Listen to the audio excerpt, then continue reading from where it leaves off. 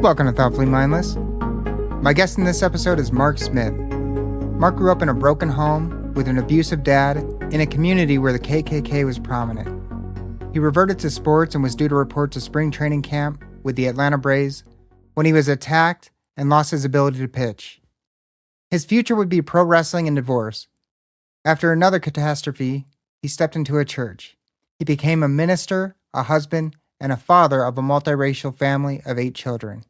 He's now been married over 30 years, and he recently released his book, Wrestling with Demons. We talk about him growing up in an abusive environment, overcoming setbacks, his professional wrestling career, and his transition to the ministry and having a healthy home life. I hope you enjoy this conversation as much as I did. And with that, let's welcome Mark. All right, Mark, thank you so much for joining me today. Thank you, brother. It is so nice to be here. Question. Has anyone ever told you look like Bobby Flay? Bobby Flay, The cook? I don't know if I know what he looks like, actually. Bubba, y'all look alike. Oh my gosh. Really? Okay, He could be your older brother. Yes. I have to look him up real quick. Yeah. But no, it's a pleasure to be here, really. Just in the brief time we've known each other, I feel a great relationship with you. And just so that listeners know, this is a no-holds-barred interview. I like saying no-holds-barred because that refers back to the wrestling days, But the thing is everything is very truthful here. And Artie's a great guy. And I hope you'll call your friends or whatever, bring them into the conversation today, because hopefully some lives will find peace. Yeah. And Artie, thank you so much for letting me be here. It's a pleasure. To get started, why don't you give an overview of your bio, of your history, and kind of what we'll be talking about today? Sure. I was actually raised in Georgia. Georgia, of course, being part of the Deep South. I'm 57 years old, born in 66. So I saw and was around a lot of the racist activity, the KKK, stuff like that. In fact, in my hometown, the KKK would have a float in the Christmas parade. No kidding. Wow. And I was raised with a father that had been abused when he was a kid. He had been beaten with chains. He, I don't think, ever really got anything processed. So I have brothers and sisters, we grew up in somewhat of a fear. If he had a bad day, it may be projected onto us. I've been hit by the fist and other things as well. I slept with a baseball bat as a kid. My parents got divorced after 30 years, but I was an early teen at that time. And so I remember very well what it was like to be in a broken home. Especially, and it's just a known fact that the parents, I think they still loved each other in a way because they fought. Tend to be, if you're at peace with the situation, you just let it go.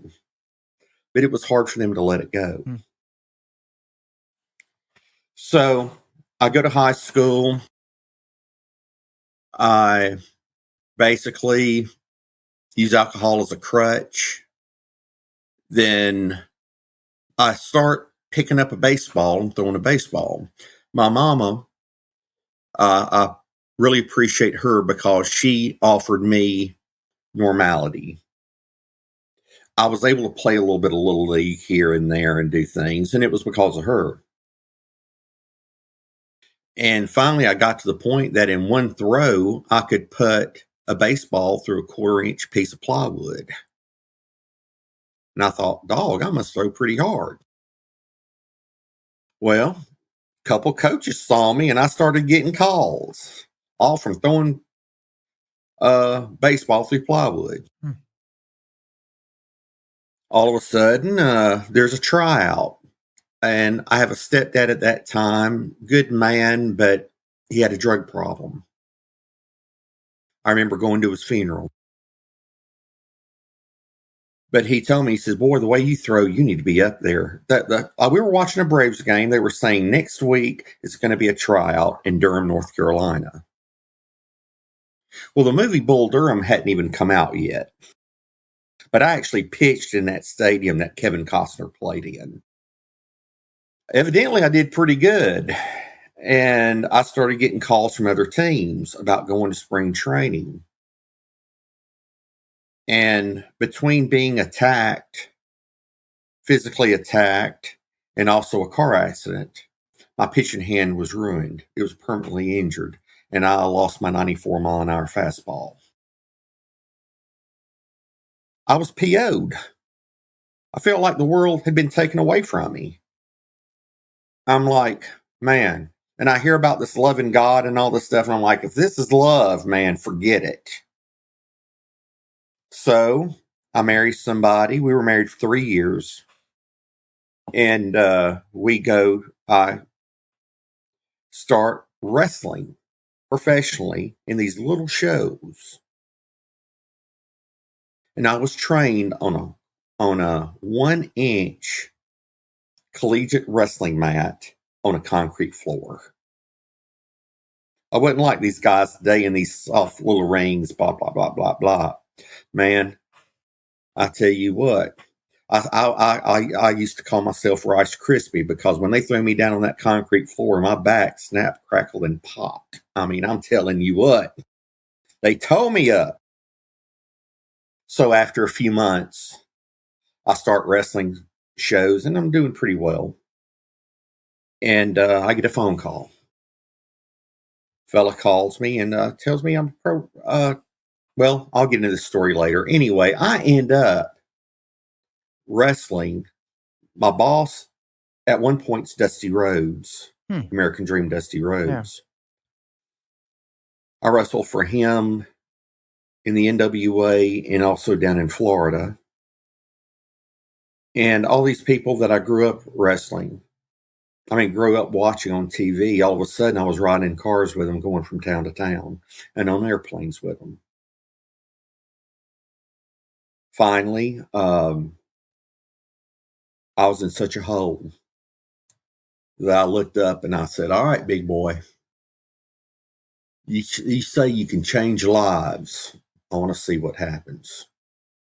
I need it." And my wife walks out on me. I'm left with nothing. And we can get into details a little bit, but what ends up happening is I've been married now for 30 years. I have 3 biological children, 5 adopted children. Of our adopted children, 2 Hispanic, 1 African American, 1 Native American Indian, and 1 Caucasian. We look like a church group, or we look like a group of protesters when we walk into a restaurant. You wouldn't believe the looks we get. And so I wrote this book, Wrestling with Demons, because I know the demons that I had to deal with. And we can even talk about what we perceive demons to be if you want to. Yeah. But today I'm with you. I cannot think of a better place I'd rather be. And for your listeners, if you want to hear one strange life and one country boy, and you wonder how in the world a country boy from the other side of the tracks got through all this mess, like I said, call your friends and come on and join the conversation. And again, I'm just so happy to be here. Thank you, Artie. Yeah, I'm happy to have you here. You suffered abuse as a child. You slept with a bat. You slept with a bat to protect yourself from your father, I presume? Yeah, okay. Yeah. I'd have killed my daddy. I'm for real. How How did the abuse start? I mean, he had abuse and I used to see him beat the crap out of my brothers and sisters.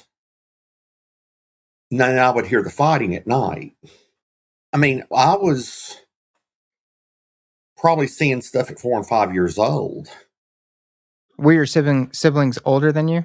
Yes, Okay. I'm the youngest. Yeah. Okay. Yeah.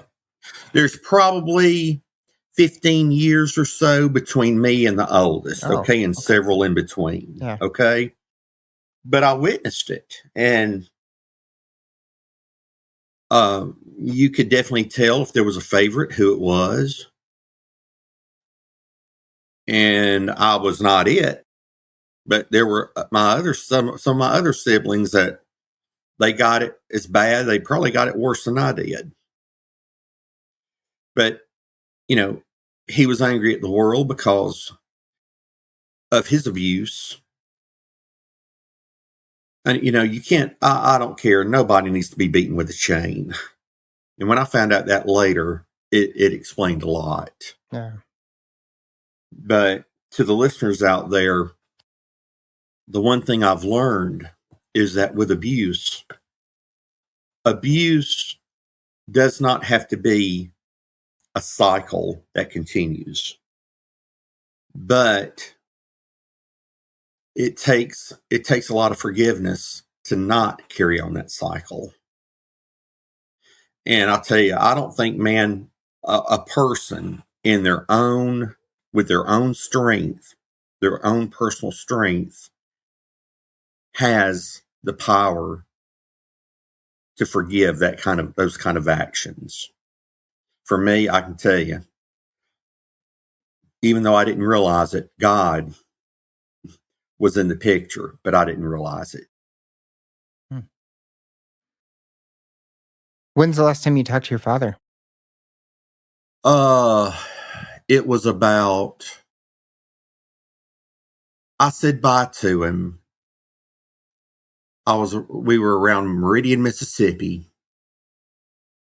He was dying of cancer, and he fell asleep. I spoke to him for just a minute, and he fell asleep and never woke up. My mother and stepmother was there taking care of him. The last time I actually talked to him, last minute, there was a plot that he wanted to be buried in. Mm. Uh, he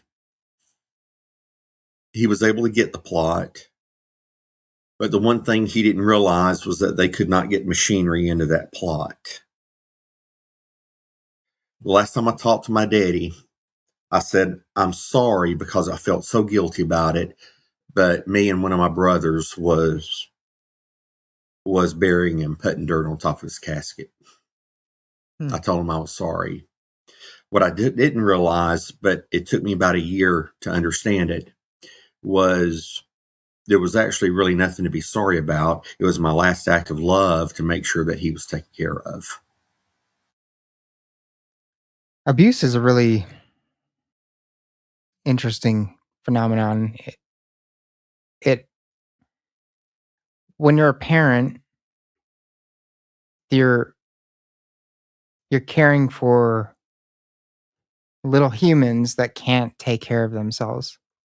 You know, we say 18, but I guess you can start functioning in the world to some degree in your teens, in your 14, 15 years old.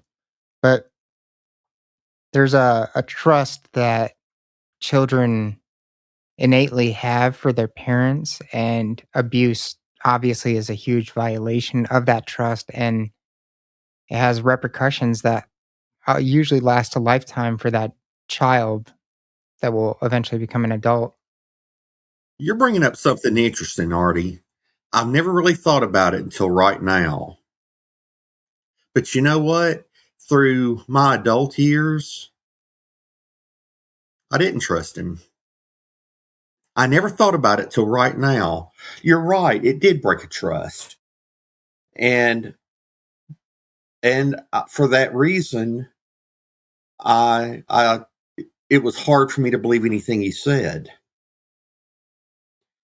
That's huh.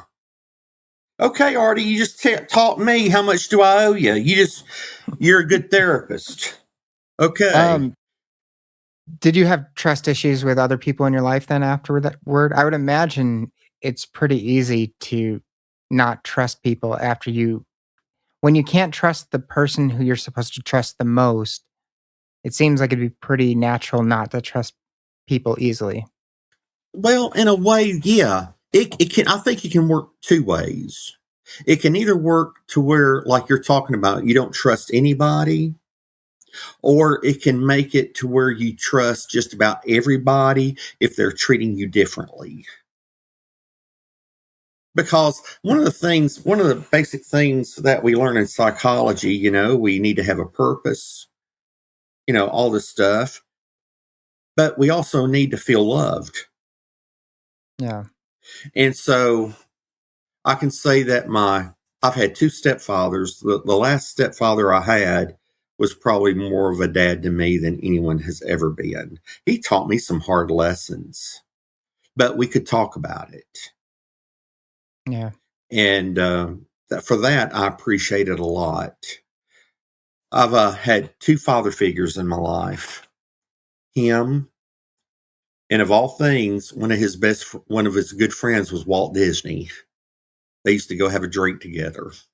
And John Like Wayne. the Yeah. the Walt Disney. Wow. He worked on the set, in fact, with Red Skelton. He was a set builder for Red Skelton, the famous Hmm. comic. Yeah. But he and a fellow that I was a business partner with. He was my business partner. And I'll just call him George. But George, I don't know if I could have found a better man in this world. And that kind of person, you hate to lose him. But he was traveling to a football game. He topped a hill, and there was a semi in the middle of the road, and it killed Hmm. him. And so, you know, I told you that because there may be some listeners that may have suffered a loss, and they don't think they may not feel like they can really come back from it. Or, and this is bad, but I'm going to be honest with you. So I think sometimes people can take a loss, do something they really want to do, and then use the loss as a scapegoat. Do you understand what I'm talking about? Like they can use it like a get out of jail free card. But that's no way to find peace.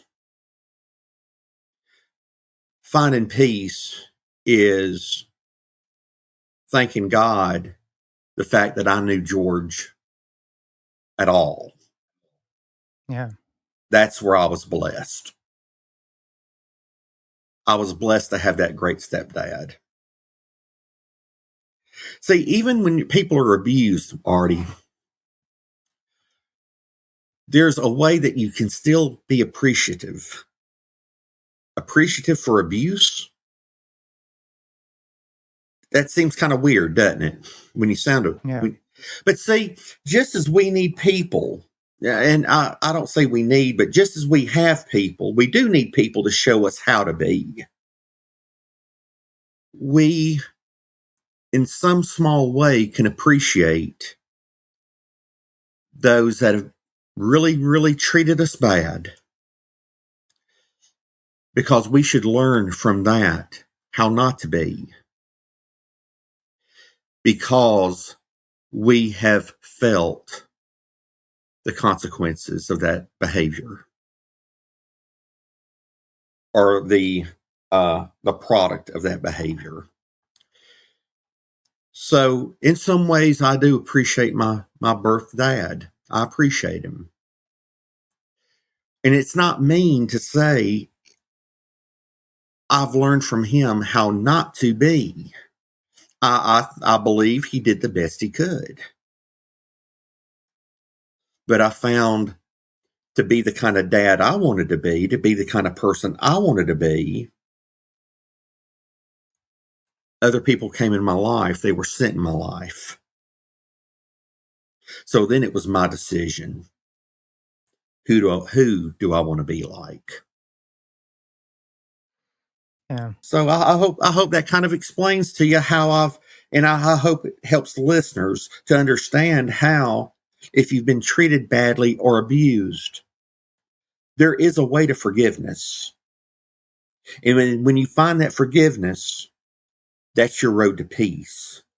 Because that evil, which I consider demons and evil, almost as one, okay?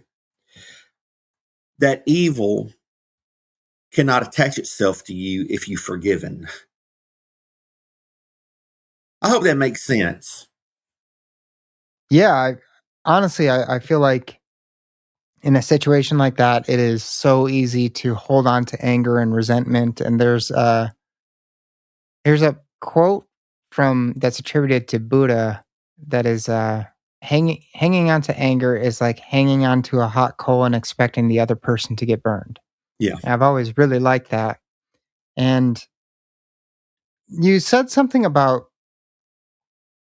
well, when you were talking, it kind of made me think of a previous conversation I had with AC Bergen Fisher. And one of his insights, because he had abuse in his childhood by his father, who also had abuse by his father.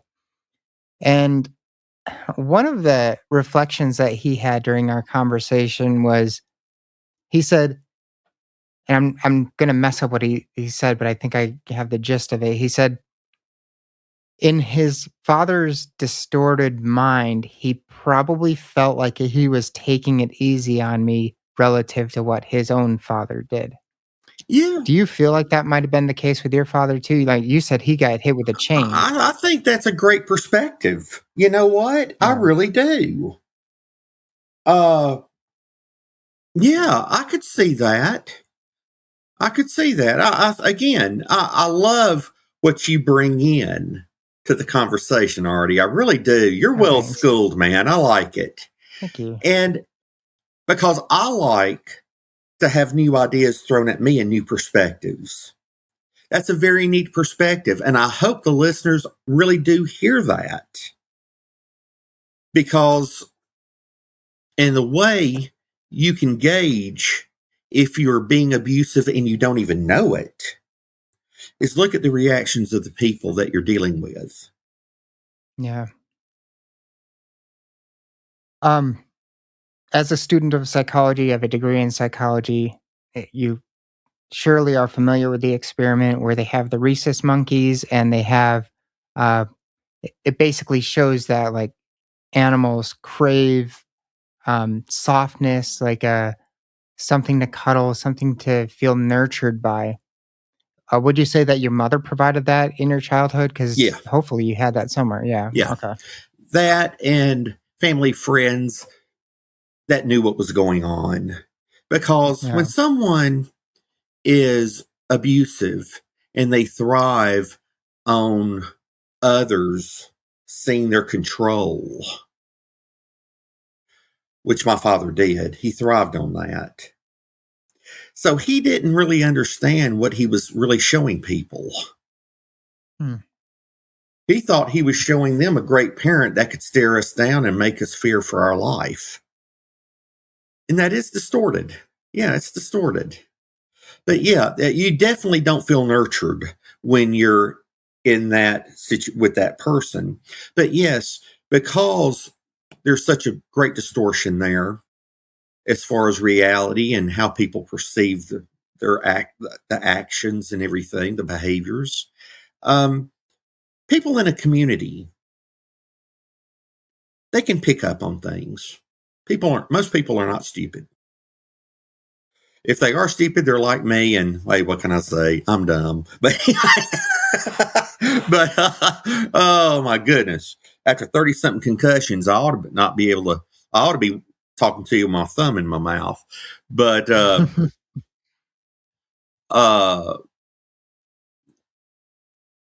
I do, I do think an abusive person that doesn't really understand they're being abusive, they're more outward with it. They're more outspoken about it. And it's not a shock to anybody in the community. They knew my daddy. They knew him. Yeah. How did the relationship between your parents, they stayed together? How did I would assume your mother rationalized your father's behavior in some way. How did that go about? Well, you know, she, I think her way of dealing with it was actually just letting, okay, let the past be the past. Mm, And because some people just are not equipped. Or my mother got married when she was 13 years old. She did not have the ability to go to different school, to have a bunch of schooling and stuff. She did yeah. get her GED. She got a little bit of college behind her and everything in business, and she did well. But I think when it comes to most situations that are somewhat controversial, I think people tend to run more instead of talking about it. I can see that. Yeah. Uh, Fast forwarding a little bit, you found solace in sports. That was a release for you. And then you have a lot of talent as a pitcher. And can you go into the details a little bit of the accident? I didn't quite understand what happened Yeah. there of the attack. What happened was two things. Number one, stepdad that was abusing medications uh, came at me, and I felt something snap. Just within a few days afterwards, I'm repossessing jewelry for a jewelry company. I'm going through a stop. A fella doesn't pay attention that he's got the stop sign. I'm in a little Chevy Chevette. He's in a Ford LTD. Guess who won the crash? He did. Mm, yeah. And my hand went through the dash, and boom, it was all over. It was all over. And yeah, that was a very lost time for me because I've got all these clubs looking at me. I had the Cubs, the Pirates, the Padres, and the Braves. And to think, okay, I'm probably going to play, even if it's a ball, I'm going to probably play for somebody. And then it's ripped out from under you.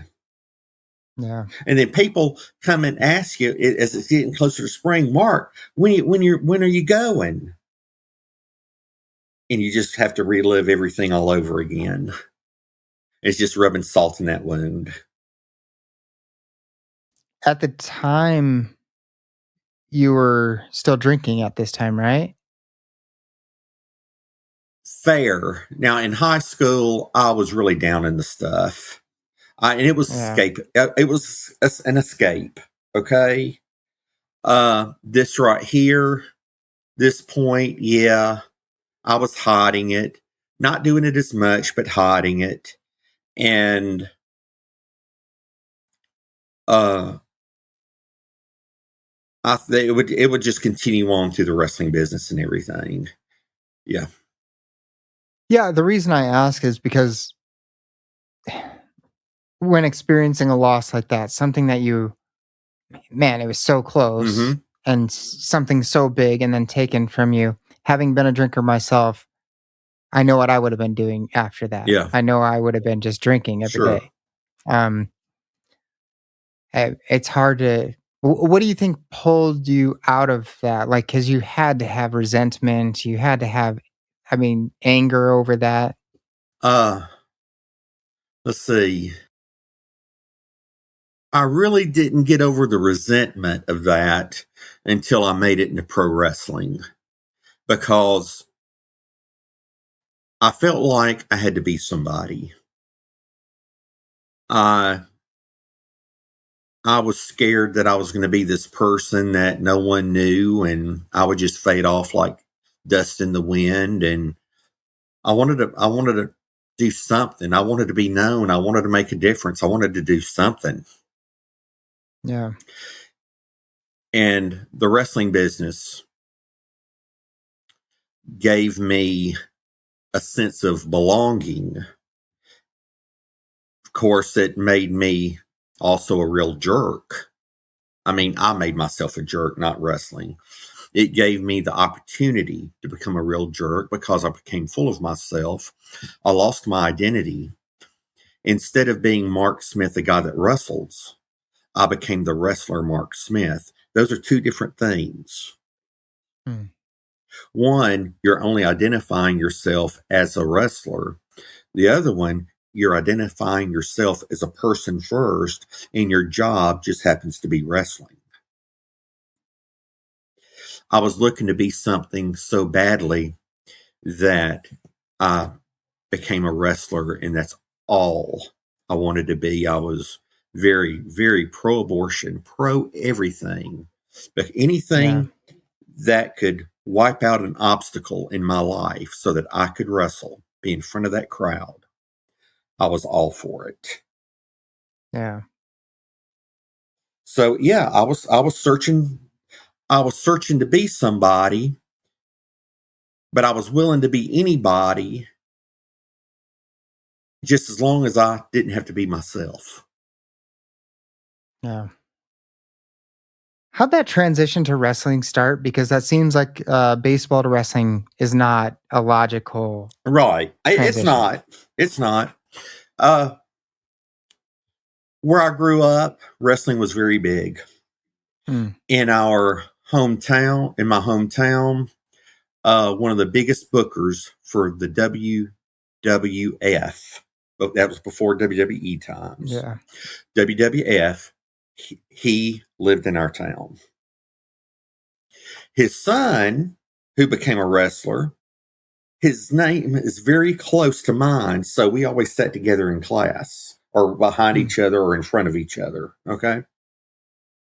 He came by my dad's gas station one day, and I was lifting U-Haul equipment, and he says, "Mark, what do you do? Man, you've gotten big." And I said, "Really?" He said, "Yeah." And we're just talking. I said, "Mark, what are you doing?" His name was Mark as well. Okay. I said, "Mark, what are you doing?"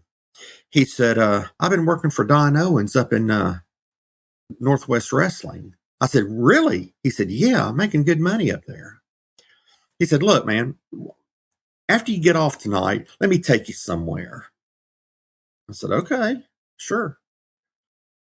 I didn't know if what we were going to do, go get a drink or something. I didn't know. But anyway, he takes me out to the woods, and there's this 18 by 18 wrestling ring sitting in the woods. Hmm. He said, "Come on, crawl in." He says, "Do you know how to do a body slam?" He showed me a few things, and we're working. He said, "You're picking this stuff up in your size. You're agile." He said, "You need to do this, Mark." And I said, "Well, I don't know how." He said, "I'll find out from some people who we need to talk to." Also had a family member that knew uh, a car dealer. The car dealer used to be the manager of the Mathematics tag team. That was really big. Hmm. So my family member carries me into there. I introduce him, and he looks at me real squinty eyes. He goes, and then he opens his eyes real wide. He goes, "So you want to be a wrestler?" "Yes, sir. I'd like to give it a crack." "Yes." "Oh, and he rocks back in that office chair. "Okay, Mark, I think we'll do something." So he calls a guy named Art Priff. "Art, I got a young fella here. He looks in pretty good shape. Will you meet with him?" "Uh-huh, uh-huh." He said, "Get your tennis shoes and some shorts and report to uh We called it the city park, the park building tomorrow. So I go, this guy that looked like he crawled out of a cave walked in. How you doing, Mark? Let's do this. So a 1-inch mat, collegiate wrestling mat on a concrete floor. He says, here, let me give you a chop. He knocks me on my behind. Actually, I think when our shoulders hit the ground, my behind's still up in the air. Okay, he hit me, he laid it in. What I didn't know was they wanted to see how bad I wanted it, so they was going to beat the tar out of me. Well, they beat the tar out of me, so I started returning the favor over several weeks' time. And finally, they talk and they say, you're ready for a show. So they call one of the old masked medics, the one that's the youngest, and he's like 50-something. He's been retired for several years. Here, come tag with this young fella. Okay. His name was Jim Fordham. Well, we get in there and we wrestle and everything, and I get my behind beat like the best of them. I tell you what, I look so good getting my behind beat, wearing all that white mask and all white trunks and everything. I look like Casper the Friendly Ghost. And so I'm in there, whap, whap, whap, whap, whap, getting all pop, pop, pop, pop, pop, pop. And then after the match, they tell me, now, you need to go thank those guys you wrestled. I said, thank them. They like to kill me. He said, no, wrestling etiquette, you go thank them. Yes, sir, I sure will. Thank you. Thank you. Thank you. And so that's the way I started that way. I worked as a masked medic. I was the last guy to work as a masked medic, as far as I know, in the southeastern United States. Then I started working bigger shows. Then all of a sudden, I got a very strange phone call. There was a very famous tag team called the Assassins. Now, I know some of your listeners know and remember who the Assassins were. They wore the gold mask with the black trim, and they were mean. Whoa, they were mean. You know, they hit you so hard that your mama felt it. You know, that's the way they were. Yeah.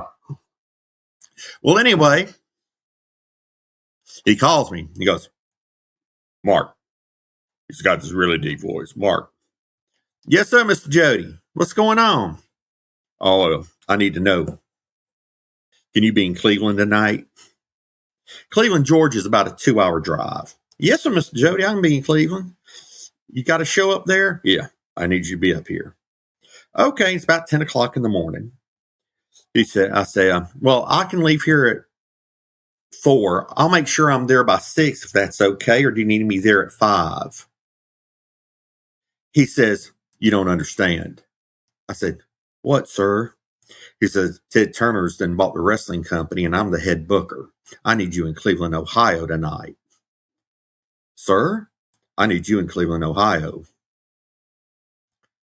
Yes, sir. What do I do? Come to CNN Center, come to the 12th floor, tell the bodyguard who you are. They'll let you in, get your plane ticket, have your gear with you, a couple days of clothing, and get on the plane. I said, yes, sir. Thank you, Miss Jody. Now, I figure I was halfway to the airport before my behind caught up with me. Okay. I was running. Okay. Yeah. I mean, I'm going to go work with Ric Flair and guys. This is WCW then, right? This is the NWA just before WCW changes over to WCW. Okay. Yeah. Because I had a dislocated jaw, so I missed a match. And when I came back, oh my gosh, there were so many different people there. And that's when the transformation had taken place. So I get in there and I walk in the dressing room and I'm just looking at, and a couple of them come over and shake my hand. I think Ron Simmons did, and Hacksaw Butch Reed, and Sid Vicious looked at me, and he's a jokester. He looked at me and he snarled. And I said, oh, God, I'm going to wrestle him tonight. I can tell he's going to kill me. And so all this is happening, right? Oh, well, anyway, I get in there and I wrestle. Kevin Sullivan loves to wrestle me for some reason. He loved to wrestle me, work with me. So I was working Kevin that night. Kevin, good Lord, bless his heart. He taught me so much about the business. He beat me from a tree to a stump. I'm telling you what, he tore me up. He wringed me out like a cloth. He turned me inside out, beat that. He turned me right side back in and beat that. And by the time it was one big bruise when I went back and thanked Kevin Sullivan. And Kevin Sullivan, next week, Kevin Sullivan again. And I just love the guy. He's so great. Yeah. So anyway, that's that. But that's how I got to WCW. And all of a sudden now I'm flying on the planes. You know, Ric Flair, Ricky the Dragon Steamboat, Terry Funk, Abdullah the Butcher. What year was this roughly? Was this around 2000? It Late had been about 90s? 86. Oh, okay. Because into 86, because I wrestled to that to almost the beginning of 91. Okay. But so it was amazing, brother. That made me feel like a person. What I didn't understand was by not controlling things, not handling it like a business, but handling it like a party. What I was going to do is lose myself in the mix. And I was going to be more lost at the end of my wrestling career than I was at the beginning of my wrestling career. But I didn't know that. Yeah.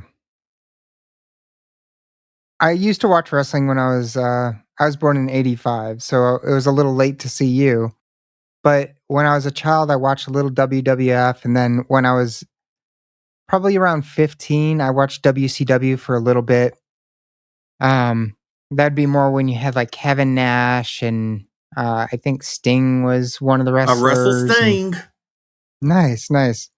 When it comes to wrestling, people often talk about it being fake, Mm-hmm. and there is acting involved. There is like I'll give some you things that. are planned, but there's a real physical aspect to it too. And this comes from both the actual wrestling aspect and putting your body on the line doing stunts. Can you dive into that a little bit? Sure. Like, what's real, what's fake? Well, first off, if you're really wanting to be a true wrestler, everything is going to hurt.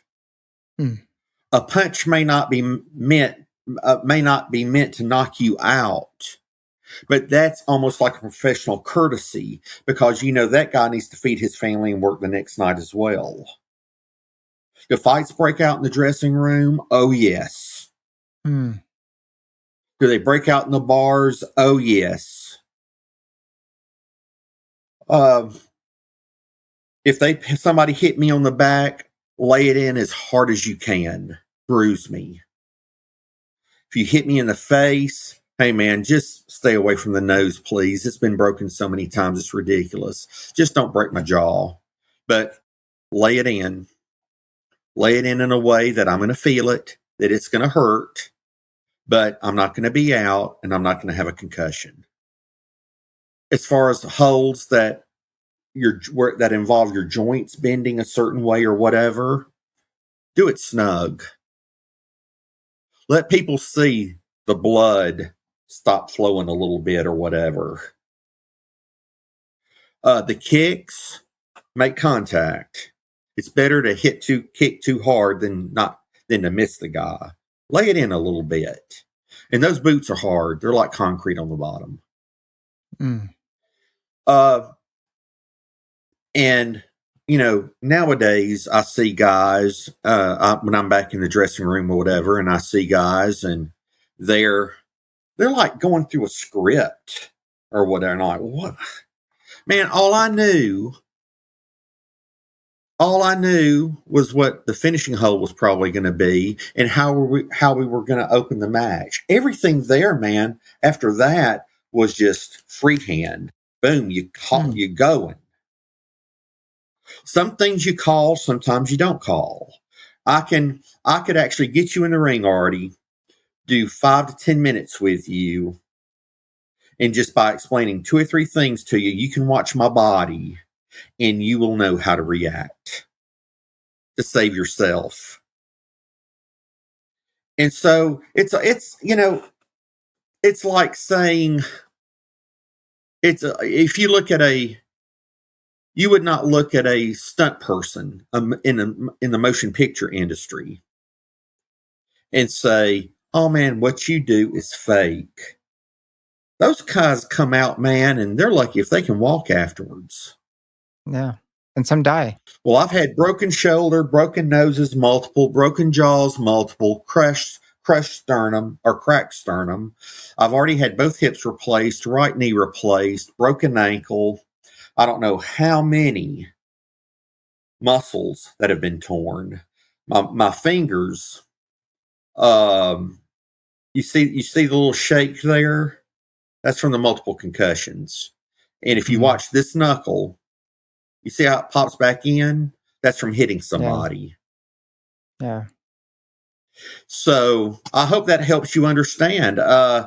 It's the difference between hitting somebody with all your might and hitting them the way you should hit them in the ring. It's so close that fights break out afterwards in the dressing room. You hit me harder than you were supposed to, that kind of thing. Yeah. Yeah. And roids were really big back in the 80s and 90s. And so you would have somebody jacked up and they didn't realize how hard they were hitting you. Yeah. I remember listening to an interview with Jake the Snake and hearing him tell stories about everyone was doing steroids. Everything was a party. And like it was lots of cocaine. A very rock and roll lifestyle, very rock and roll. And to touch on what you said about stuntmen, stuntmen have died. Wrestlers have died. Mm-hmm. They're one of the Owens brothers was a famous one. Owen Hart. That's what it is. Yeah. But see, there have been other wrestlers that have had heart attacks in the ring, and then they die back in the dressing room. That's happened. Oh, wow. Yeah. There have been like punching and boxing. When Ray Mancini hit Dooku Kim really hard, when they got Dooku Kim back to the dressing room, he went to cardiac arrest and all that, and he passed away. And stuff like that's happened in the wrestling business as well. I've heard that people have cut themselves intentionally to have the blood aspect. Is that something that happens?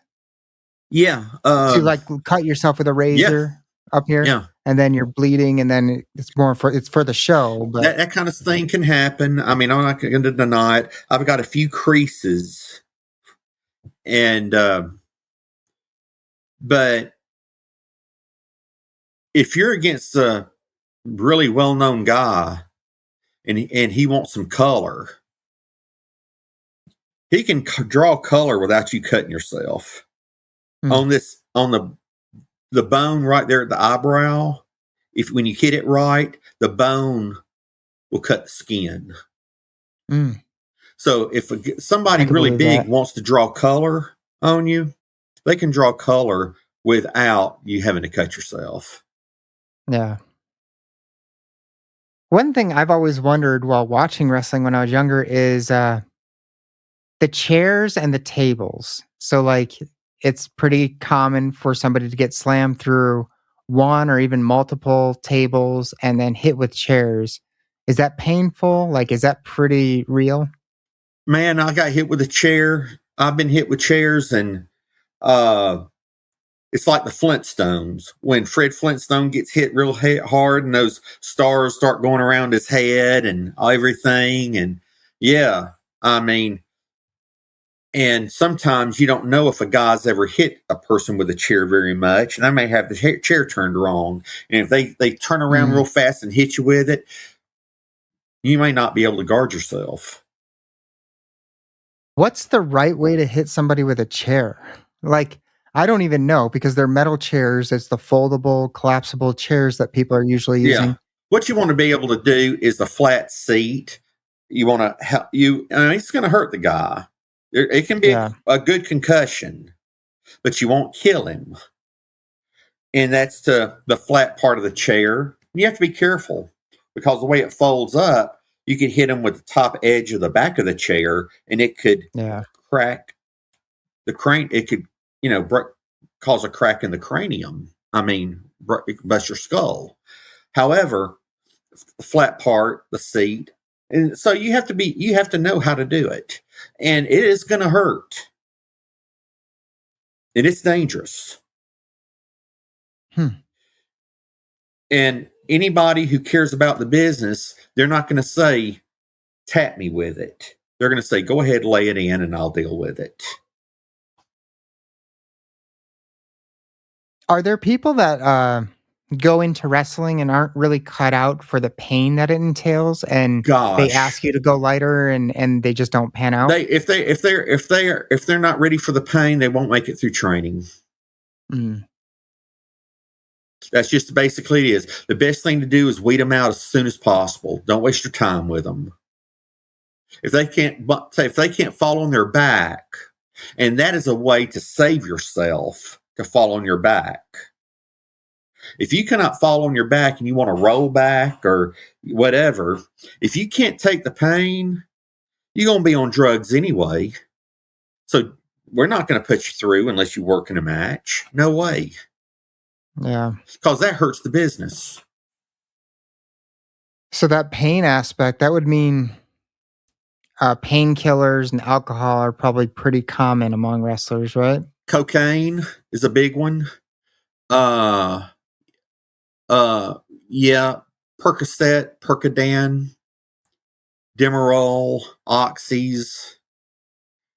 Some people could get their hands on Dilaudid. And a lot of alcohol. And unfortunately, when you mix all those together, that's when I know several wrestlers that have been found dead in their apartments. That's what happens. They go into full cardiac arrest. Yeah, and there's been incidents where wrestlers have snapped and done something. I can't remember the wrestler's name. Benoit Yeah, Chris Demore. killed his family. Yeah. There's that case was pretty famous.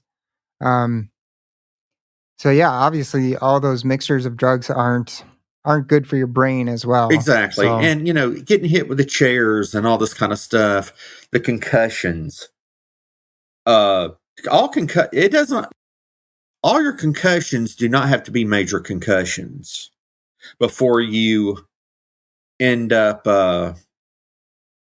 with CTE. Of course, they don't find that until they slice your brain open when you're dead. yeah. But I've got signs of it. The trembles you saw a while ago were signs of it. Short-term memory loss are signs of it. Headaches are signs of it.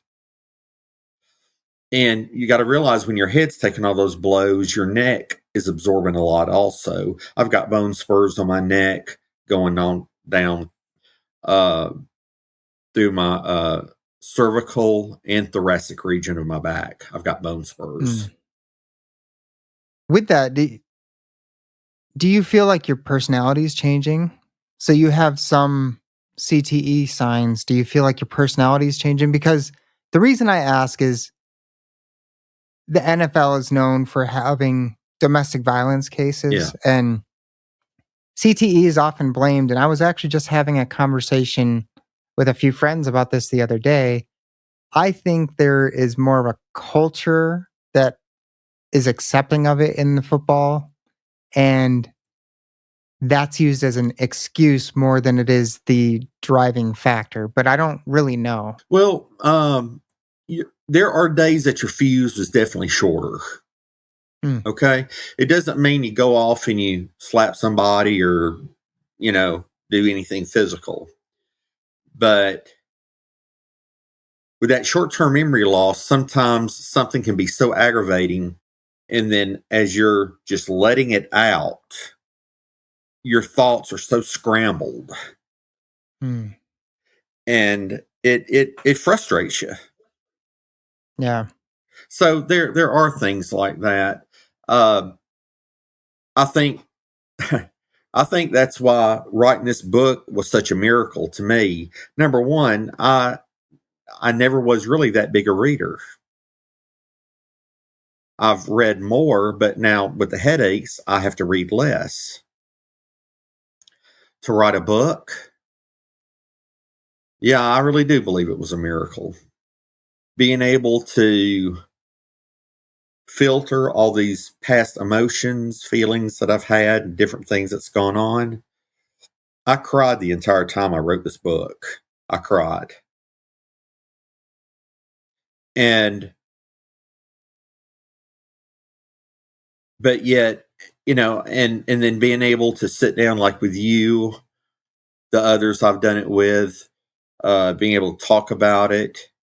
And instead of it bothering me, and I got to say, this is a God thing, is that it has created me the opportunity, and my brain seems to be healthier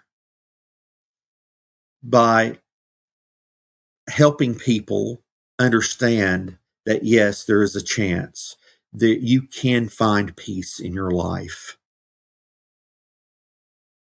I never really understood the importance of peace in a person's life.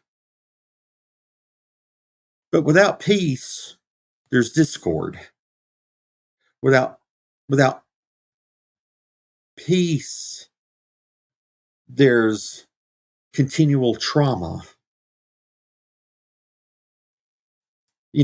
Without peace is depression.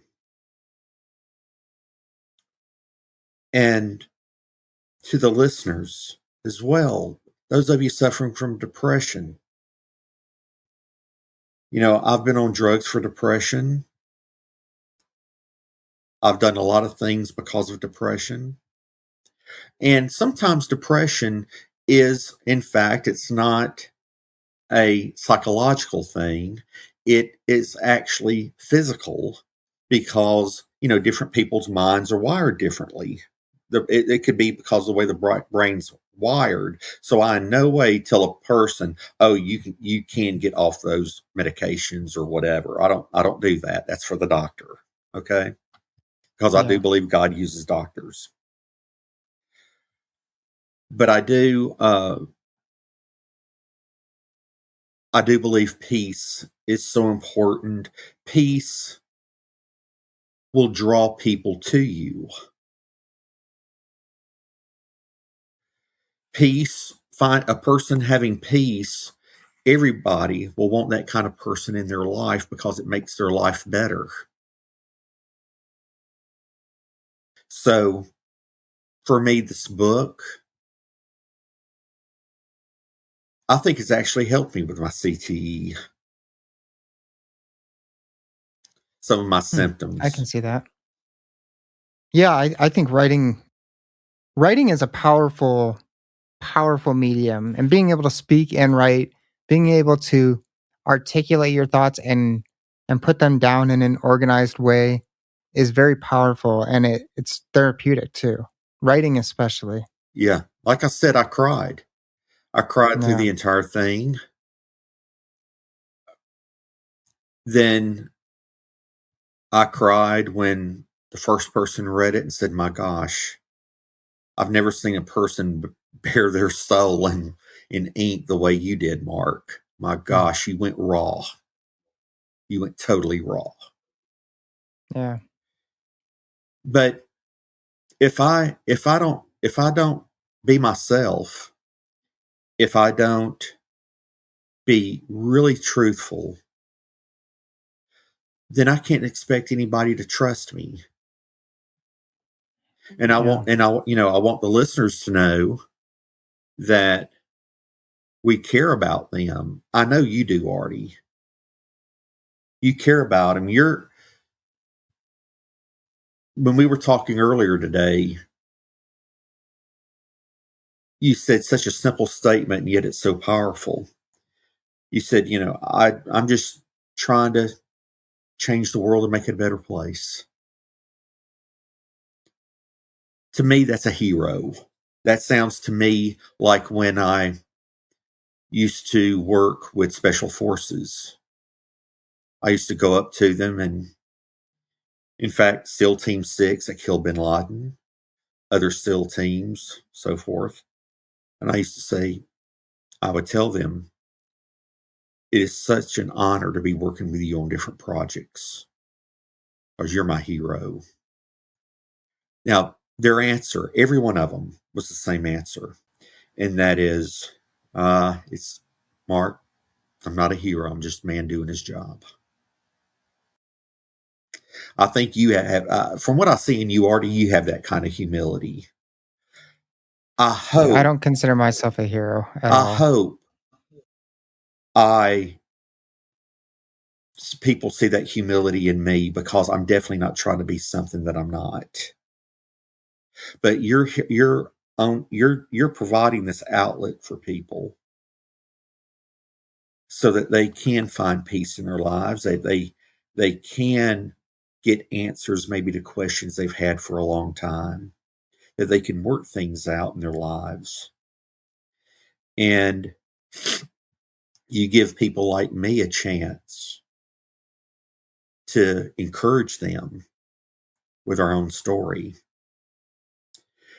And I hope the listeners understand that on both our parts, there's love here. There's not judgment, there's love. Yeah. Yeah, I don't believe I'm a hero.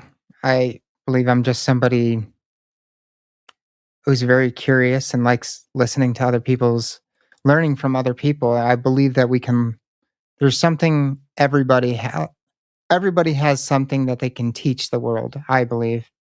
Everybody has something that you can learn from them with. And I think that with more perspective and understanding, the more perspective we gain from others and the more understanding we have of others, the better world that we can create, so many conflicts can be narrowed down to misunderstandings and lack of communication, lack of willingness or ability to understand each other. I really do think that the more we expose ourselves to other views, other people who have different perspectives, the more we can learn and grow and create a better world. And I think we need a better world. Artie, when I was coming up with a title, someone on a podcast asked me the other day, "How did you?" It was a listener and they were sending in questions, and the host, would ask me the question. And one of the questions was, "How did you come up with the title Wrestling with Demons?" Well, I don't, and I like the Flintstones. Okay, I can't help it. That was my favorite cartoon as a kid. Okay, but I Yeah. remember when Fred was in that point of making a good or a bad decision. He'd have an angel over here and a little demon over here on both each shoulder, and they would be arguing. And that was his inner thoughts. My demons, and I classify demons as things that just like to work evil in a person's life. For me, one of my demons was having a very, very low self-esteem of figuring I just don't matter and I don't count. Now, I still don't think I'm all that, but I do know that God doesn't make junk, so I'm out of the junk pile now. Okay. The other one was fear, the fear that I'd never amount to anything. And I'm not the, I would not say to anybody that they should pattern their life after mine. But I think with God's help, I've come out a winner. Not because of me. Another inner demon was anger. Another one was fear of not being accepted. Those were mine. But and now we look, into society, and when you're talking about the world and different people and different views, my heart breaks in for cities like Chicago when there are tens of carjackings a day. Different cities across America, people are getting pulled out of their vehicle, then beaten on the street and left for dead. And I look at it and I go, why are people doing this? Do they just get joy out of this? I don't think they do, Artie. Yeah. One thing I'm old and ugly, and one thing I think I'm learning in my oldness and my ugliness is that when people are doing bad things to other people, generally it's because the person that's doing it has a lot of baggage on the inside, a lot of unprocessed baggage. I think our society, people are afraid. For a person that doesn't have a foundation or a belief in their life, then what teaches them value? What teaches them that they've made something of themselves? Commercials. If you wear this and eat this and drink this and you do this way, man, you got it going on. You're a success. Yeah. That's sad. When people are seeing crimes committed, oh, I don't want to get involved. I don't want to get involved in that. No way, man. Where's the love? I think people have been burnt so bad with love that our society, in a lot of ways, has a false, they carry around a false meaning of what love is. Yeah. So, that's what I see. And those are demons. And of course, I wrestled. And why are people continually doing these bad things to each other? I think there's a big wrestling match going on. So that's how I came up with it. Okay. Yeah, I like that. One of the things, and I've talked about this on other episodes that I like is you you define demons, or you didn't clearly define it, but you explained what demons were, and it's something internal. It's not an external force necessarily guiding you to do bad I things. think it can And be. It can be either. Okay. yeah, but I've said this quote before. I'll say it again. There's a book called I'm a huge reader, Yeah. and there's a book called The Gulag Archipelago where uh, this he was a communist and he was on the front lines in World War II, I believe. And he wrote some disparaging letters about Stalin, and it got found out, and he got put in a gulag. Yeah. And he was a good communist, and he's like going through trying to figure out what happened. And he actually wrote this book. It's pretty miraculous. He wrote it and had it like destroyed by the guards and stuff like that during his time in prison. And he ended up eventually writing it. And one of the quotes that just stood out to me, it seems so powerful, is he said this. He said, "If only it were all so simple. If only there were evil people somewhere insidiously committing evil deeds, and it were necessary only to separate them from the rest of us and destroy them. But alas, the line dividing good and evil strikes through the heart of every human being. And who wants to tear out a piece of his own heart? And I've always loved that quote since I read it. And I feel like what you were explaining touches on that concept. Like we're all capable of doing bad things. We're all capable of doing the worst. Like when we see somebody committing some evil deed and we say, I could never do that. The reality is, in a different situation, you probably could. Yeah. Because that's another human being doing that thing. And we're all human beings. We're all capable of doing horrible things. Yeah. So, That's powerful what you just said. Very powerful. And where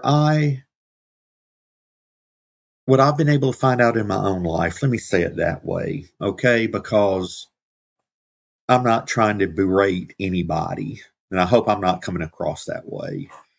yeah, no. For me, I learned for myself that I needed a foundation in my life. A foundation, something that was bigger than me.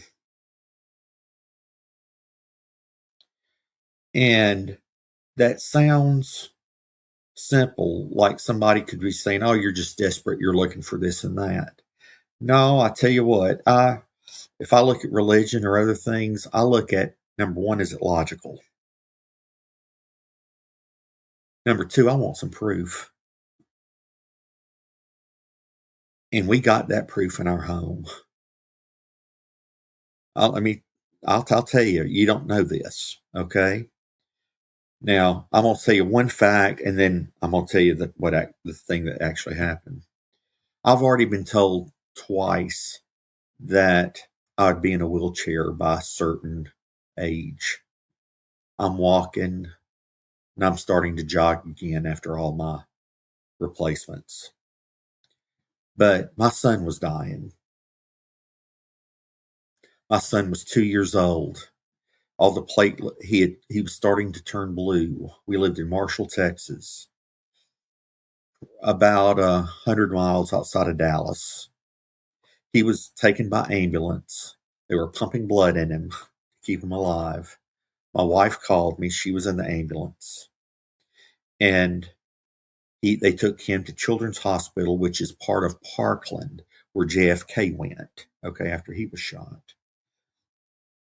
They told us they didn't know what happened, but all the platelets had dissolved from his blood. Hmm. They said if he scratches himself, he'll die before he can get to the hospital. And they said, so we cannot tell you how long he's got.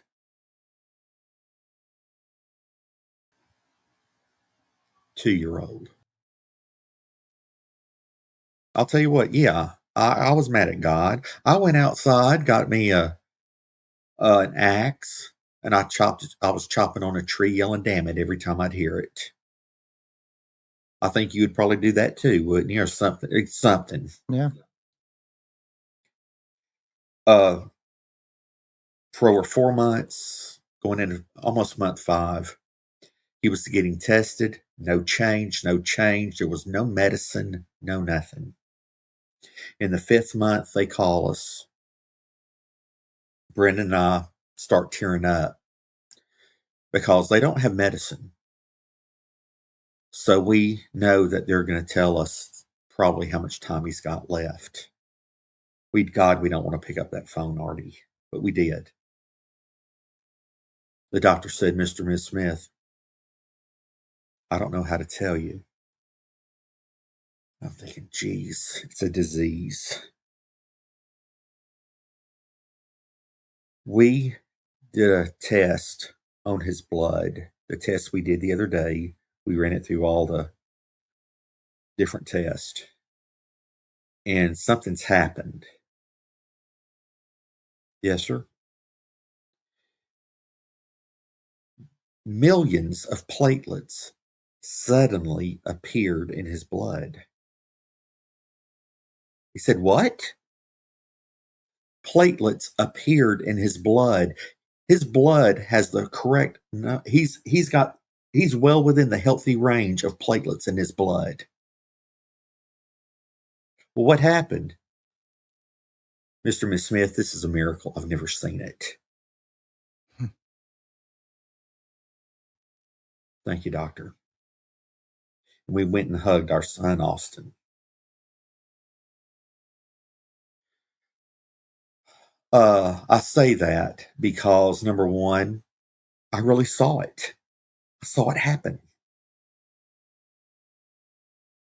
So I'm not carrying a belief on what somebody else said, if that makes sense. I said it has to be logical, and I had to see it. I saw the miracle. Now, with that, there was no chance of the test just being wrong the first time or anything like that? No, they had run over a dozen tests. Okay. Those kind of things ran through my head too. Yeah. But no, he was getting tested every week. So over 4 months, he probably had anywhere from 12 to 16 blood tests. Okay. Yeah. But we saw it. And then I've had dear friends that were much older than I that have passed away. And one of them described heaven as they were seeing it. And they passed away. I heard that. Those are kind of hard for me to argue with. You know what I'm saying, Artie? Yeah. So if somebody's out there and they're like on the fence, maybe that story will help them one way or other. I'm not trying to bobble bash anybody. Those are just real things that happen to us. Okay? So I want to make that clear with the listeners that I'm not trying to spiritually attack you or anything like that. I'm not trying to. This is just pure personal testimony. Okay? Yeah, I used to consider myself an atheist at one point, and I don't consider myself very religious or anything. But I will never call myself an atheist again. That's for sure. It seems like a position of arrogance. And I know a few people who are still atheist, and every once in a while I hear an argument like, well, I don't believe there's some guy in the clouds making things happen. And I'm like, yeah, but it's like a 5-year-old's conception of what God is. Yeah. Right. I think I don't know if I'd be able to explain what I think God is, but I think it's much more complex than some guy in the clouds controlling things. I've had people ask me, Artie, that, well, if there's a God, why was there a baby born and thrown in a dumpster? Okay. That's actually, believe it or not, there's a pretty easy answer to that. The fact is from what we can see over time, God has created laws of nature. Let me say it that way. Laws of nature. So if it's that time of a month for a female and she and a man have relations, then there can be offspring. Well, if that's done within marriage, then there's a deep commitment there. Many times it's like sexual relationships are just either for the kicks or for the convenience, if that makes any sense. And so those laws of nature have been created. But if they're not followed in a certain way, you may have a child that's born and people look at it and go, I'm not having this thing. No. So they leave it in the bathroom or they throw the baby in the dumpster or whatever. But there seems to be laws of nature, things that we know will happen if certain things are done. And one of my professors called them laws of nature. And I've always thought that was a pretty good insight and a good use of words. So Yeah. that's how I would get around something like that. When it comes to the miracle of your child being cured Yeah. miraculously, you were not in a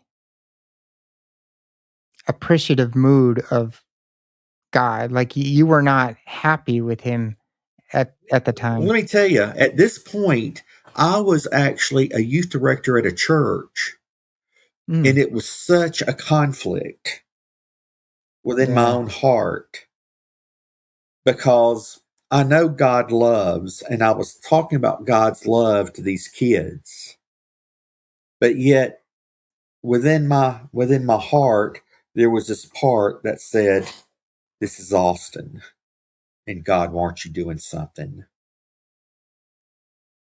and it tears you because there's almost like a conflict of interest there. I didn't feel at that point, I didn't feel like I could be as good as I could be to those kids because I was harboring something else in my heart. Mm, Now, that I think is something that people can identify with. And I also think it's something that most people that have been in ministry, they probably wouldn't admit it. yeah. You know what I mean? I told you I was going to be Yeah. raw with you, right? And I am Yeah. being straight down the line. And I hope the listeners can feel that as well. Um, One thing I want to ask about spirituality, I think that when people are going through their lives, maybe they're religious at some point, maybe they're not, but people make decisions that don't align with their own morality, their own sense of values. People, it's commonly referred to as going off your path, going off the path. Can you go too far off your path, or what would you say to somebody who I think that people do bad things, and I've done bad things in my Oh, life. sure. I've Yeah, done we all many have. things that Yeah, I right. regret. But like people do something bad and then they feel themselves like irredeemable, and then they start to use their past behavior as justification why there's no reason to correct Right. their course in life. Well, my answer to that, and I can say through my own life, with me going through all the surgeries and everything, with me being told I was not going to walk again, so on multiple occasions, by being so down on myself, figuring that I was not good for anybody. I had a wife and children, and I got my pain pills and I laid them on the bed. And my mind was twisted because of so much disappointment. I was not going to be the father that I thought I should be because I got a broken down body. Didn't feel like I was going to be any good for my wife because I'm a broken down fella. I was no good. But what, when I had the pills in my hand, what made me drop them was I thought about, Mark, it's not all about you. It's also about the people that love you. And with Austin's situation, and the fact you're not in a wheelchair yet, Mark, maybe you just got things scrambled a little bit. So me and him had a conversation, me and the man upstairs. We had a conversation. What I realized was this: He doesn't run from us. Sometimes we can get frustrated, twisted, and we and I love what you said about this path. We walk off the path. He's still on the path. Okay. But to those people that may feel that way, let me ask you, if both your parents are living or if one has passed away, and you had an opportunity, if they love you and if they had an opportunity to get on a plane right now and come see you, would they do it? I'm pretty sure they would. Yeah. So can you ever go too far? God loves you like you're his child. Your parents love you. Think about that love, that kind of love. If you've got kids, think about the kind of love you got for your kids. You know, and just don't, I would say this to anybody, including myself, and that is just don't let pride, you know, don't let pride get in the way. Does that make sense? Yeah, it does. And you touched on something that uh I think is really important, and it's a touchy subject, suicide. Um I think you hit something really important, and that's and it I understand depression. I understand why people would feel the urge to commit suicide. I think it's very understandable. Yeah. The world can suck at times, and pain is hard to deal with, and sometimes you feel like there is nothing to look forward to except more pain, but it might not be fair, but the reality is that there are people. I think there are few, if any, people that there's nobody in the world that cares about them. And if you decide to take your life, you're hurting people. You're not ending Right. you might be ending your physical pain, but you are creating so much pain with that decision that if you care about the people around you, it might not be fair. It might not be fair to have to endure more pain because of the people around you matter. But that is what it is. It's reality that if you make that decision to end your life, you're destroying other lives alongside yours. So I think that's important that you touched on that. Yeah. And this is one thing I would encourage to the listeners, and that is if you're having those kind of feelings, first off, go to a doctor because it could be uh, something physical that is not allowing you to filter everything well, all that's going on. Uh, there's been a lot of people that in years past that have been heavily criticized for their mental abilities when and they were called crazy and everything else when really there was something physically wrong that was altering their thought process. So if you're talking to a psychiatrist, a psychologist, whatever, if they don't want you to get a physical beforehand, don't talk to them. Hmm. Get checked out physically so that you know what's if something's more physical or emotional. And then uh and I say this in the book, whatever those things are that are driving you toward this decision, and again, I'm going to just say I call them the uglies, the demons. Those just things that just tear you apart on the inside. Okay. What I would ask you to do is, first off, confront them, admit they're there. Yeah. It's hard to fight an enemy if you turn your back and don't acknowledge that the enemy is present. Acknowledge something's wrong. It's okay. You'll still be loved. Say, okay, it's there. Who do I trust to help give me some direction? And when you do that, you're going to see the love of that individual. And all of a sudden, ending it all is not going to look like such a great alternative. Yeah. So I love what you said. You said that there's probably hardly anybody in the world that's not loved by somebody.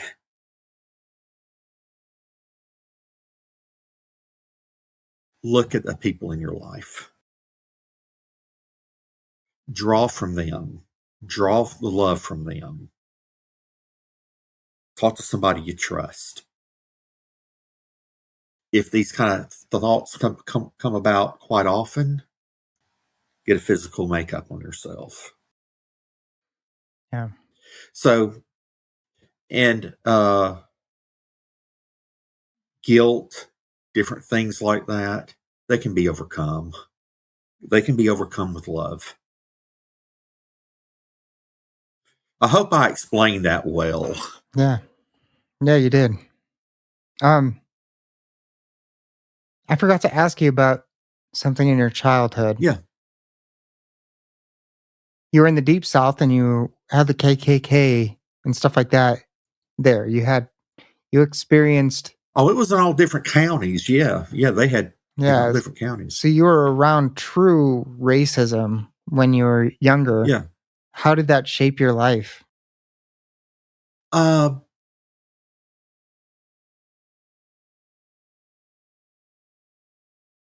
Even though I could hug anybody's neck,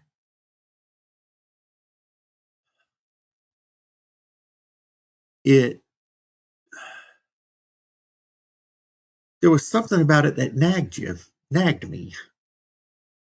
It was like I guess because I didn't buy into it, but yet you hear that kind of stuff so much and you see it on TV. We lived on the south side of Atlanta and you would see stuff on the north side of Atlanta going on. And, it was just all around in a lot of communities. Yeah. I think as hard as you try to say that there's not a difference between people, being around that kind of stuff still puts a little nugget of doubt that, yeah, there is something a little bit different. Mm. And getting into ministry, it tore down the walls some. But then when we adopted Jefferson and I hugged him, or before the adoption, I hugged him when we adopted him, but I hugged him, I understood that he was my boy. And you know what? So what? The hair's different. So what? Yeah. I mean, come on. I look at when we go out and eat or something to that effect, and he calls me dad, and this older person looks kind of confused or kind of stares. That's the person I feel sorry for. Yeah. So, I mean, it was, I mean, you look at the things that's happened to me and Brenda, and it's just crazy. Brenda says that years and years ago, I said, "Oh, we're going to be a foster family one day." I don't ever remember saying that. She swears I did. I think she's playing games with my CTE personally, but anyway. but I don't remember it. And then we're in this church, and all of a sudden, these kids come in we've never seen before. They're foster kids. We hear about their refrigerators being locked, so they could only go to the refrigerator certain hours of the day. or a small segment of the day. If the foster family went to McDonald's, they wouldn't pay for the kids' food like a normal family. You pay for your kids' food. They would make the kid take it out of their allowance. Mm. And I'm thinking, oh God, this is not right. Brenda and I looked at each other and said, okay, we got to do something about this. So, we've had almost 20 foster children. We've adopted 5. We did not, and I'll say this, we did not go in this to shop for kids. No. In fact, every kid we adopted, we were telling them we wanted a break. Mark, Brenda, there's this sibling group. The mother died of a brain aneurysm. We know y'all can help them. Would you? And a lot of times it was because of your faith. They need your help. We get them. Usually, if a kid is in your home for about a year, if you don't adopt them, they ship them somewhere else. After 3 years, they look at us and they say, are y'all about ready to adopt? 3 years. I think we just about are. We need a few more conversations. Okay, Mark, take your time. I said, I appreciate that. Because I did tell them, when it comes to our family, no government entity is going to tell us who we can and cannot have as family. That's our decision. It's not theirs. DCS looked at us and said, we understand. So that's Department of Child Services, okay? DCS. But Yeah. So you look at all this that happened, and then 2 more brothers. Mother was caught with drugs in a raid that 30 to 40 people went to jail. She would not do anything the court asked to get the kids back. Small kids. They showed up on our doorstep with a pair of flip-flops they were wearing that were 2 to 3 sizes too big, 1 t-shirt, and the pair of shorts they were wearing. That's all they had. They were adopted April of this year, of last year, 23. Yeah. You look at this stuff that's happened, you look at how the race issues, being a foster parent, any blocks we had in our lives, they're gone.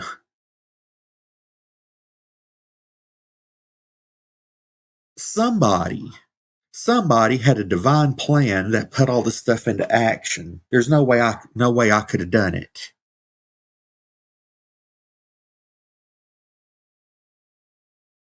So, yeah, I got to think there's somebody big up there, man, because I never, when I was that young kid or a professional wrestler, I never thought I'd have 8 kids, 4 grandchildren, son-in-laws that rather be over here with us than be with their own families. I would never thought I'd become Pop and Pops. I mean, people around town call me Pops. And the privilege to be on here with you and speak to so many people, to let them know you are loved. You are truly loved. Artie loves you. I love you. You go, I don't understand this love. How can somebody just love me? Boom. Just out of the blue. How can somebody love me? Why? Because we got peace in our hearts. And talk to somebody. If you never have, hey, talk to a pastor. Some of them's pretty good. Some can be goofy, but some are pretty good. Or if you want to say, hey, I don't want that kind of pressure, go to Amazon and get the book, Wrestling with Demons by Mark and Brenda Smith. Because you might be able to relate to something that we've been through.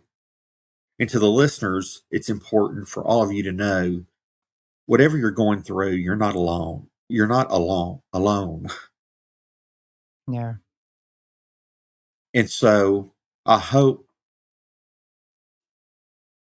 the book shows you love. And Artie, I love you to death, man. I think you're a cool guy. Now, you're graduated in 85, so you'd have to be my little brother. All right. I was born in Oh, you were 85. Oh, born in you 85. graduated Yeah, in born in 85. Yeah, yeah, yeah. 85. I was Gotcha. graduating high school in 85. So either you could have been my really young son or my younger brother. Either way, I'll take you. Okay. You got me now. All right. I love that you said that you love everybody and I love everybody. It really is true. I know I have listeners that I've never met, but I love that they're taking the time. Like, I love them for taking the time, giving me some of their attention. Attention is one of the most valuable commodities there is right now. Yeah. And for somebody to take the time to listen to my podcast, I do 2-hour episodes. Not easy for people to get through all the time. I really do appreciate people taking their time. I love them for that. And I don't think it's a perfect answer, but one of those philosophical questions is, what is the meaning of life? And the best answer I can come up with for that question is love. Love is the meaning of life. And it's not romantic love necessarily, it's just love. To have love for others and to experience love. It could be a friendship, it could be a stranger that shows you love somehow. I really do believe that love is the meaning of life. That's what we're here to Yeah. experience. And I want one amen today, and it's probably going to be from what I'm about to tell you. And you can steal it from me and use it. Okay. Yeah. Without love, a person exists. With love, they live. Hmm. I can say amen to that.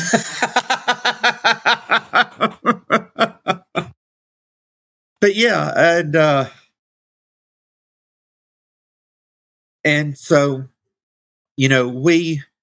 I think what we're talking about right now, listeners, you've got family right here. When Yeah. when you're giving Artie and me today time, that's the one thing you never get back. It's the most valuable thing you have. So let's just look at ourselves and the listeners as everyone as family. And even though you may be in the same family, your each person is their own individual being, and family can learn from one another. So let's look at ourselves as a big family that learns together. Yeah. Well, Mark, I've thoroughly enjoyed this conversation with you. Before we wrap up, do you want to give listeners a way to find you if they tell more about your book if you want, and then anything else you feel like sharing? Sure. Wrestling with Demons by Mark and Brenda Smith is on Amazon. Uh, if you know someone who's hurting, please get it for them or for yourself. You will not feel alone if you read it. Also, I'm going to give Artie he's already got it. He's got my email address, my personal email address. If any of you need to speak to me or you want to talk to Artie, I know Artie would talk with you. He'd try to provide some love and comfort. That's what I would do as well. But he's got my permission to give you my personal email. Facebook, Wrestling with Demons .smith. That's it. But listeners, thank you very much. It really does mean a lot because time is something that once it's gone, it's gone. It's an honor. It's a privilege. And it's really a blessing to me that you were willing to spend some time with us today with me. And I hope it hasn't been a waste. You are loved. And my individual prayer for all of you is that if things are going on in your life, no matter what they are, I hope that you have peace, you have love, and you have understanding. And when you have that, you can live and not just exist. Thank you, Artie. Mark, thank you so much for sharing your story. Thank you. Thank you for listening to this episode of Thoughtfully Mindless. If our conversations resonate with you, consider leaving a 5-star review on Apple or Spotify. It goes a long way in helping the show grow and reach new listeners. You can also like and subscribe on YouTube. And I love to hear from listeners, so please find me on X or Twitter at ArtieTM Podcast. That's ARTIETMPODCAST. And Instagram at Thoughtfully Mindless. If you'd like to support the show, you can go to fractalzoo.net where I have unique fractal-inspired clothing. Each purchase goes directly toward helping the show grow.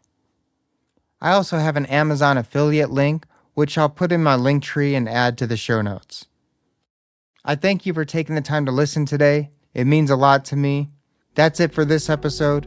Until next time, stay thoughtfully mindless.